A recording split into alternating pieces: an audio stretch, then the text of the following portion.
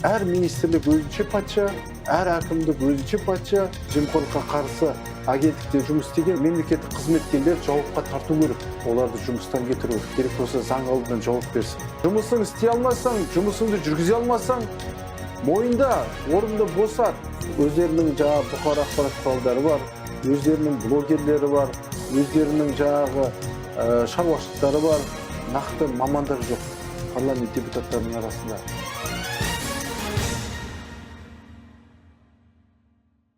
Көктемгі су тасқыны. Қазір республикада жағдай өте күрделі. Су алып жатқан өңірлерде 6000-нан астам адам мен 2000-нан астам техника жұмыс істеуде. Бүгінгі ақ пен қара бағдарламасының кезекті саны осы су тасқынына арналмақ. Ассалаумағалейкум. Құрметті көрермендер, бүгінгі біздің қонағымыз Байтақ Жасылдар партиясының төрағасы Азаматхан Әміртаев мырза. Ассалаумағалейкум. Уағалейкум ассалам. Азаматхан мырза, уақыт бөліп сұхбатымызға келіскеніңізге алғысымызды білдіреміз. Ең алдымен жаңа айтып жатырмыз су тасқыны. Бүгін мемлекет басшысы Қасым-Жомарт Тоқаев республикалық штабтың отырысын өткізді. Жиында премьер-министр Олжас Бектенов және де жауапты министрліктер, сонымен қатар 9 облыстың әкімі баяндама жасады. Президенттің өзі бұл жылғы су тасқынын соңғы 30 жылда болмаған күрделі мәселе деп баға берді. Сіздің жалпы ойыңыз қалай? Неге жыл сайын тек қана салдарымен күресеміз, оның алдын алуға болмай ма? Әрине, президент дұрыс айтып отыр. Бұл жерде бұндай оқиға бізде 30 жылда бірінші рет болып отыр. Оның үстіне бізде мынау күздік дайындық дейді. Жаңағы паводкаға, осы қардың еріген кезде су тасқындарына дайындық мүлдем жоқ. Жыл сайын осы су тасқынының зардабын ғана айтамыз біз көктем келген кезде. Ал еш жағында өзгеріс жоқ. Бұл біріншіден мемлекеттік мекемелердің жауапкершілігі жоқтығын көрсетіп отыр. Өйткені мына арықтар, арнайы орындар жаңа тазаланып, көктемдік жаңағы қар еріген кезде су тасқындарына дайын болу керек. Ондай жұмыстар кеңес одағында жасалатын. Мен есімде ауылда міндетті түрде күзде жаңа арықтың бәрі тазаланып, жаңағы қар еріген кезде, су еған кезде, селдер жүрген кезде сол арықтармен кетіп, жаңа үйлерді басып қалмас үшін сондай істер жасалынатын.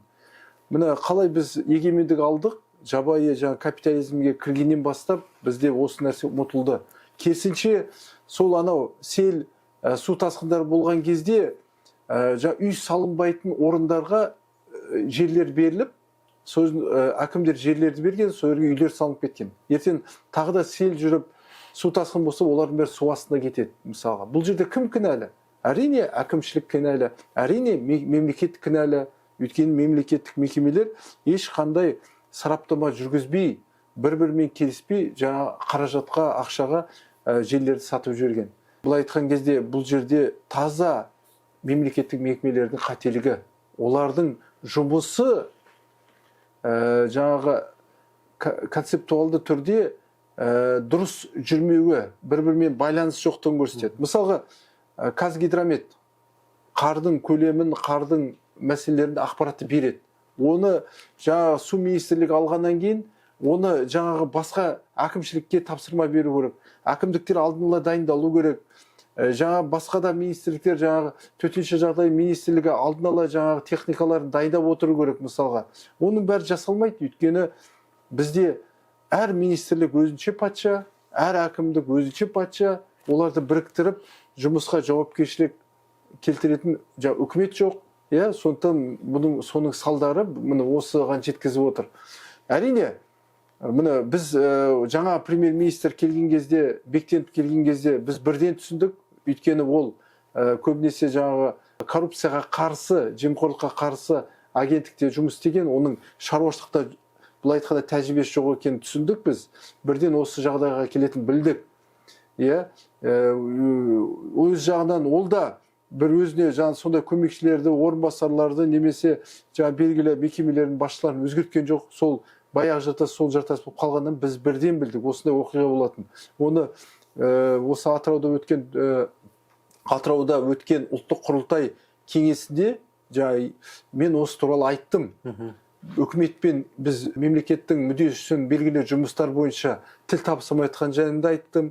Одан кейін жаңағы үкімет басшысының орынбасары келген кезде мен оларға айттым, мынау былай жүрсеңіздер, қазір бір төтенше жағдайларға келетін ол түсінікті, ертең қиыншылыққа келген кезде сіздер жауапты мойындарыңа алуыңыз керек. Егер жұмыс жасалмай жатсаңыздар, халықты қиыншылыққа келіп жатсаңыздар, өздеріңіз арыз жазып өз орындарыңыздан кетулеріңіз керек. Керек емес. Ол бізде елімізде бар ғой, сол министрлікті, сол жұмыстарды алып кететін, әкімшілікті, сол жігіттерді жұмыс істейтін, еңбек ететін адамдарды тарту керек. Жауапкершілік бар. Бұл жерде сараптама жүру керек. Бұл жерде командалық жұмыс жүру керек. Жан-жақты қарау керек. Бұл жерде бір велосипед ойлап табудың қажеті жоқ. Бұл креативті нәрсе емес. Күнделікті мәселеге дайындалу керек. Адам еткен еңбек дейді. Еңбек етпей жалқау болатын болса, біздің министрлер, әкімдер тек қана жаңағы сатып алу мәселесіне ғана көңіл бөліп, мынау төтенше жағдайлардың мәселесіне қарамайтын болса, міне әр уақытта осындай болады. Сондықтан президент бұл мәселеде дұрыс айтты, және де президенттің өзі бақылауды алатын туралы айтты. Ол да дұрыс. Өйткені президенттің өзі кіріспесе, бұл мәселелер шешімі таппайды. Әйтпесе мынау үкіметтегілер, әкімдіктер бір-біріне итермелеп, бәрі жауапкершіліктен қашады. Ол не деген сөз? Онда не үшін ол мемлекеттік қызметте отыр? Барып айналыссын, жауапкершілікті мойнына алсын. Ертең белгілі сол қарапайым халықтың егер дүниесінен тағы басқа заттарынан айырылатын болса, мойнына алып, бірден жұмыстан кету керек. Өздері арыз жазу керек. Біреудің обалына қалма деген қазақтың сөзі бар ғой. Обалға қалмау керек қарапайым халықтың. Сондықтан президент бұл мәселені бақылауға алды. Біз өте қазір қуанып отырмыз. Бірақ бұл мәселенің шығындарын бәрін есептеп, ертең нақты мемлекеттік қызметкерлер жауапқа тарту керек. Аямау керек мемлекеттік қызметкерлерді. Аяйтын ешнәрсе жоқ оларды, аямау керек. Жақсы, аямау керек деп отырсыз ғой. Бүгін президент әкімдердің тасқын судың алдын алу жұмыстарымен айналыспаған деген баға берді. Әкімдер ешқандай жұмыс істеген жоқ деді. Және де 2 күн бұрын премьер-министрдің бірінші орынбасары Роман Склярға су ресурстар және ирригация министрі Нұржан Нұржігітовке және 9 облыстың әкіміне қатаң сөгіс жариялады және қызметтік міндетіне сай емес деді толық. Біз тек қана осы көктемде су басады, жазда қуаңшылық болады, күзде өрт, қыста жылусыз қаламыз. Сонда біз жыл сайын осындай апат болған жағдайда жауапты адамдарға тек қана сөгіс беріп отыра береміз бе? Дұрыс айтасыз. Президент Қасым-Жомарт Тоқаев бұл жерде сөгіс жариялаумен тоқтамау керек. Оларды жұмыстан кетіру керек. Керек болса заң алдынан жауап берсін. Сол шенеуніктердің осы уақытқа дейін жасаған жұмыстарын бәрі тексеріліп, ревизия жасалып, заң алдында жауап беру керек. Аямау керек. Аюға әріп үйреткен таяқ дейді. Егер президент таяқты көрсетпесе оларға, олар сол ісін қайталай береді. Сондықтан мен ойымша бұл енді сөгіс жариялағанда дұрыс болды. Бірақ осы белгілі шығындарды есептегеннен кейін қатаң жазаға беру керек. Аямау керек оларды. Қаншама халықтың обалға қалды, қарапайым азаматтарды обалға қалды. Ол жанұясы, мен есімде мысалға осындай жаңағы баяда ауылда осындай топан су неғған кезде дүниесінен айырылған адамдардың көбісі жаңағы инсульт, инфаркттан өліп қайтыс болды. Себебі не үшін? Олар ертең өмірін білмейді, не істеу керек екен. Өмір бақи жинаған дүниесінен айырылып қалса, ол адам әрине суицидке барады, әртүрлі қиын жағдайларға кетеді. Солардың обалына қалған сол әкімдіктегі, сол министрліктегі шенеуніктер. Кімдер кету керек жұмысына? Жұмысың істей алмасаң, жұмысыңды жүргізе алмасаң, мойында, орынды босат. Басқа адамдар бар ғой бізде, жетеді. Қаншама азаматтар бар, жерін ойлап жүрген. Анализ жасай біледі, әр затты бір-бірімен байланыстыра біледі. Ол тек қана жауапкершілікті мойнына алатын адамдар бар. Солар келу керек. Сондықтан президент Қасым-Жомарт Тоқаев қатаң сөгіс бергені дұрыс деп санаймыз. Сонымен қатар мына шығындарға байланысты өз орындарынан кетуге президент соны қолға алу керек деп санаймыз. Кімдердің кеткені дұрыс осы жағдайға байланысты? Енді ең бірінші әкімдерді жауапқа алу керек. Ең бірінші әкімдерді. Біздің әкімдер, облыс әкімдері, олар патша бәрі. Өздерінің жаңа бұқар ақпарат құралдары бар, өздерінің блогерлері бар, өздерінің жаңағы шаруашылықтары бар, өзін-өзі мақтаумен, өзін-өзі қолдаумен ғана бәрі айналысады. Нақты жұмыспен ешкім айналыспайды. Сондықтан бұл жерде ең басты жауапты әкімдер. Екінші жауапты үкімет. Үкімет басшысы жауапты, міндетті түрде.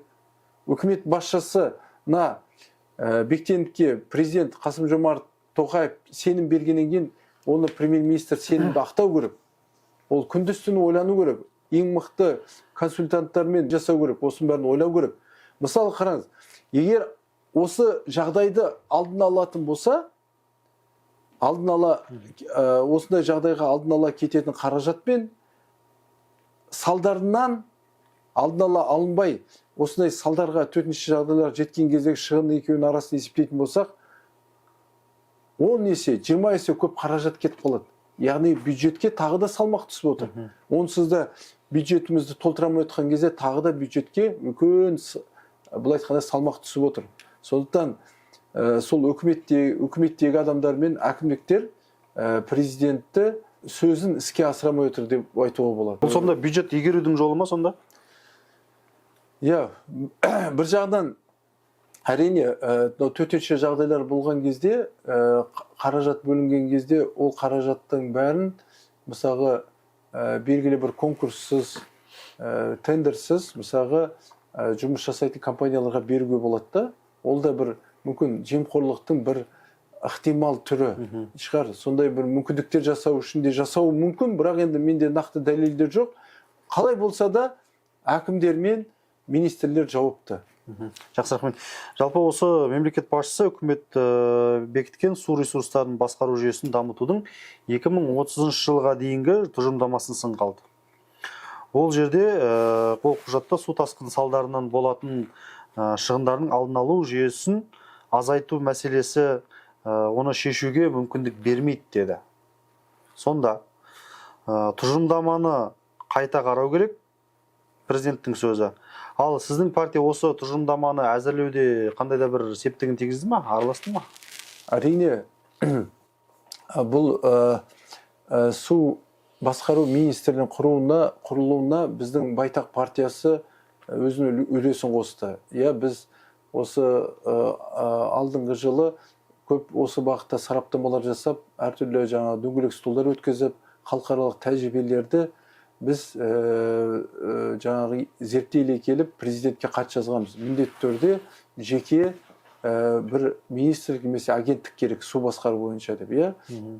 Президент қабылдады, мүмкін су министрлігі қазір пайда болды. Бірақ ол жердегі тұжырымданы президент сынға алды. Оны біз дұрыс деп есептейміз. Өйткені сол су министрлігінің тұжырымдамасын бастапқыда бекіткен кезде қоғаммен көп пікір алмасқан жоқ министрлік. Міне сол себептен бұл толық түрде қамтамасыз етілмей тұр. Қазақстан су ресурстарына біз бай емес мемлекетпіз. Біздің көрсеткіштер Индия, Қытай сияқты үлкен 1,5 миллиардтаған халқы бар елдермен бұл айтқанда сәйкестігі бар. Сондықтан біз су ресурстарымыз қалай көбейтеміз? Оған да мүмкіндіктер көп. Ол үшін біз геосаяси көршілестерімізбен көп жұмыс жасауымыз керек. Біз Ресей, Қырғызстан мен көбірек жұмыс істеп, сол жақтан Қытайдан суды тартуды біз ойластыруымыз керек. Оның бәрі осы су басқару тұжырымдамасында көрсетілу керек. Бірақ сол жақтары терең қаралмаған. Әрине, ішкі су ресурстары бойынша, пайдалану бойынша, ол жерде тұжырымдамада көп мәселелер қаралған, бірақ бәрібірде оны толықтыру керек. Сонымен қатар жаңағы экологиялық кодекстің парламенттен қабылданып тезірек шыққанын біз керек етіп отырмыз қазір. Өйткені әрбір адам қаншалықты су көлемін пайдаланылады, әр шаруашылық және де суда арашайым ирригация, мына суды дұрыс пайдалану, суды дұрыс суғару, егістікті, өсімдікті, мал шаруашылығы, осының бәрі қаралу керек. Біз оңға солға шашатын, суды шашатын, су ресурсын, су мүмкіндігіміз шашатын мемлекет емеспіз. Біз айтып отырмыз, су ресурстарына бізде оншалықты көп емес ондай ресурстар. Жаңа өзіңіз айтып өттіңіз су кодексі жайлы. Қазір ол құжат мәжілісте қабылданып жатыр. Сізде жұмыс тобының мүшесісіз. Бұл неге созылып кетті? Неге қабылданбайды? Енді бұл айтқан кезде су кодексі су министрлігімен, су басқару министрлігімен жасалды бірінші. Біз қарадық, көптеген жаңалықтар бар. Әрине, ол мәжілісте бұл су кодексі терең талқыланатын ол түсінікті. Өйткені ол әрбір адаммен байланысты. Сонымен қатар енді бұл тарапта парламентте бізде нақты мамандар жоқ, парламент депутаттарының арасында. Әрине, біздің Байтақ Жасылдар партиясы парламентке кіргенімізде біз экология комитетін басқарып, бұл су кодексін мықты, сапалы болып шығуына жұмыс жасаушы едік. Бірақ біздің парламентіміз өкінішке орай кіре алмады парламентке. Сол себептен қазір бұнымен айналысатын депутаттар жоқ. Сол болып отыр. Сондықтан су басқару министрлігі мен депутаттардың арасында түсінік болмай жатыр. Мен енді қатыстым жиналыстарға. Мысалға, ауыз суына мемлекет кепіл беру керек деген, ауыз судың дұрыс қамтамасыз етілуін, сапасы мен көлемін дұрыс қамтамасыз етілуін мемлекет кепіл болу керек дегенде, мысалы, депутаттар қарсы отыр. Мемлекет деген сөзді алып тастайық деп отыр. Онда ауыз суға кім кепіл болады біздің елімізде? Мемлекет болмаса. Мемлекет деген сөз ол билік деген сөз. Билік кепіл болу керек. Мемлекет деген сөзде, мемлекет кепіл деген сөзде бірінші орында оған билік, сол мемлекетті басқаратын билік жауапты. Ал егер халық десек, онда халық жауапты болады. Міне осы мәселені түсінбейтіндіктерін көрсетіп қойды. Мемлекет деген кезде ол бірден түсінер, ол билік жауапты деген сөз. Жергілікті жер басқару билігі, орталық билік, осының бәрі жауапты ауыз суға. Мысалға, депутаттар айтып отыр, мысалға, ол қалай дейді? Мысалға, жекеменшік бар ғой, тағы басқа дейді. Мен бұл жерде түсінуіміз керек. Жекеменшік су басқару мекемелеріне лицензияны бақылауды кім жүргізеді? Мемлекет жүргізеді, билік жүргізеді. Сондықтан ол мемлекеттің мойнындағы нәрсе. Оны жекеменшік, мемлекеттікі деп, сонда билік біздің еш нәрсеге жауап бермейтін болса, онда біз ертең ішіп отқан суымызды тексеріп ішуіміз керек, ол деген сұмдық қой. Сондықтан билік міндетті түрде жауапты болу керек. Біз сондай нәрселер көп. Осы су кодексінде парламент депутаттардың хайпқа салып отқанын байқап қалдық. Әрине, бұл жерде су министрлігін сынай беруге болмайды тоже. Олар да көп жұмыс істеп жатыр, мүмкіндігінше жұмыс істеп жатыр. Енді кәсіби мамандар барымыз сол су министрлігінде, басқа жердің мен мықты мамандарын білмеймін. Бәрі жаңа блогер болып алған, хайп болып алған, ол дұрыс емес. Әрине, шетелден консультанттар шақыру керек міндетті түрде. Бұл мәселеде. Басқа жол жоқ. Жақсы, рахмет. Жалпы енді осы қайтадан су тасқынына, қызыл суға оралайық. Ауылдарды су алғаннан бері еліміздегі бірқатар партиялар сол өңірлерге барып, біз біргеміз деп ұрандатып жүр. Гуманитарлық көмектерін көрсетіп жатыр. Біз халықпен біргеміз дейді. Осы орайда Байтақ партиясы қандай жұмыстар атқарды? Бұл мәселе бойынша айтайын. Әрине, біз партия болғандықтан саяси, біз міндетті түрде осы су тасқыны басталғаннан бастап, біздің партиямыз, өңірлердегі филиалдарымыз халықпен тығыз жұмыс жасап жатыр. Мысалға, Атырау облысы филиал басшысы Руслан Көмесқалиев осы су тасқын басында жүр. Батыс Қазақстан облысында біздің филиал басшыларымыз бәрі сол Ақтөбеде, Ақмолада, тағы басқа өңірлердің бәрінде сол жүр. Қостанайда біз міндетті түрде. Бірақ біз енді көп бұл біздің бұл айтқанда нақты ісіміз халықпен жұмыс жасайды. Бұл біз жаңа пиарға, жарнамаға арнау емес, бұл халықпен тікелей жұмыс жасайтын мүмкіндігі. Байтақ Жасылдар партиясы республикалық штаб құрдық біз. Республикалық штабты Бекберген Дүйсенбайұлы Керей партиямыздың аппарат жетекшісі басқарды.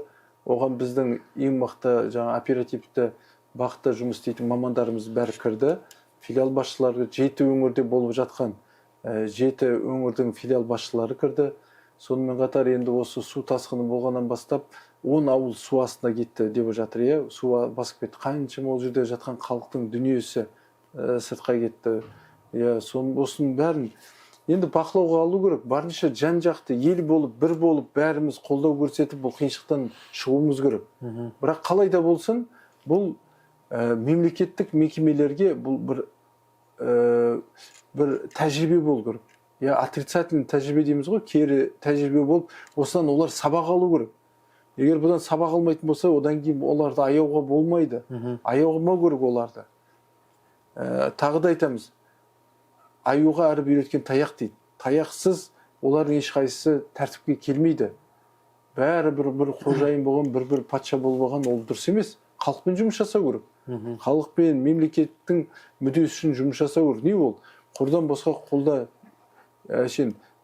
қолды басқара алатын жағдайды біз осындай төтенше жағдайларға әкеліп отырмыз. Бұл сұмдық нәрсе. Сондықтан бұдан біз сабақ болу керек бұл нәрсе. Жайды осы ғой, өңірдегі филиалдардың бақылауында олар күндіз-түн сол жерде дейді. Өзіңіздің бару ойыңыз жоқ па? Бұл бойынша әрине мен де өзім қазір Батыс Қазақстан облысына бару жоспарланып отыр. Халықпен кездесіп, бірақ оған енді барған кезде құр қол бармауымыз керек. Арнайы гуманитарлық көмек қолдау апаруымыз керек. Соған мен дайындалып жатырмыз қазір. Әрине біз халықпен біргеміз, халықтың барлық қандай қиыншылығы бар, бәріне көмек қолдау көрсетуге дайынбыз. Жақсы, рахмет. Азаматхан мырза, уақыт бөліп сұхбат бергеніңізге алғыс білдіреміз. Партияңыздың алдағы жұмысына жеміс тілейміз. Рахмет. Құрметті көрермендер, осымен бүгінгі біздің Ақ пен Қара бағдарламасының шұғыл шығарылымы өз мәресіне жетті. Аман болайық. Келесі кездескенше сау болыңыздар.